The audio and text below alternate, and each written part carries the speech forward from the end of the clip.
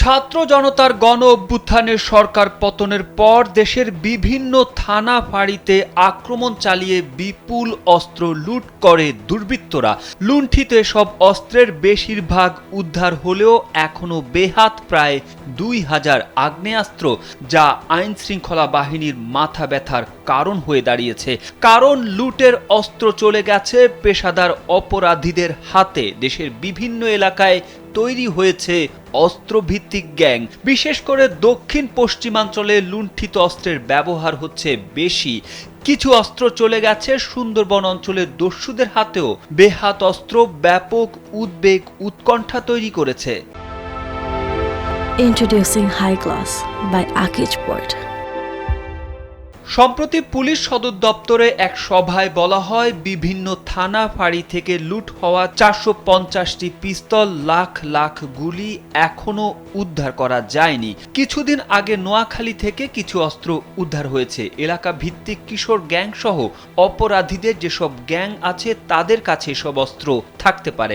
তাদের টার্গেট করে অস্ত্র উদ্ধার করতে হবে।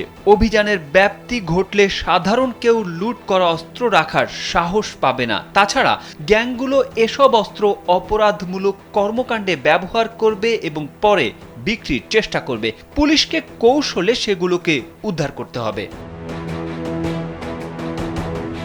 পুলিশের তথ্য অনুযায়ী ঢাকা সহ সারা দেশে 460টি থানায় হামলা, ভাঙচুর, লুটপাট ও আগুন দেওয়া হয়। গেল 5 আগস্ট সরকার পতন পরবর্তী সময়ে ঢাকা সহ সারা দেশে 5818টি বিভিন্ন ধরনের অস্ত্র বেহাত হয়েছে। এর মধ্যে গেল 3 সেপ্টেম্বর পর্যন্ত লুণ্ঠিত অস্ত্র উদ্ধার হয়েছে 3933টি। উদ্ধার হয়নি 1885টি অস্ত্র।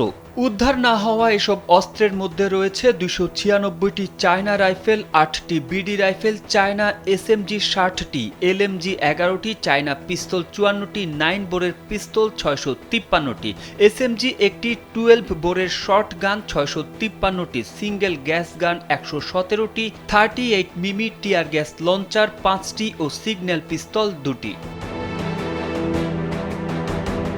উদ্ধার না হওয়া গোলা বারুদের মধ্যে রয়েছে বিভিন্ন বোরের গুলি 2,94,405টি, টিয়ার গ্যাসের শেল 8,811টি, টিয়ার গ্যাস গ্রেনেড 751টি, সাউন্ড গ্রেনেড 2,564টি, কালার স্মোক গ্রেনেড 77টি, 7 মাল্টিপল ব্যাং স্ট্যান্ড গ্রেনেড 37টি, ফ্ল্যাশ ব্যাংক গ্রেনেড 360টি, hand held tear gas spray 83টি। লুণ্ঠিত অস্ত্র উদ্ধারে প্রতিদিন অভিযান চালাচ্ছে যৌথ বাহিনী।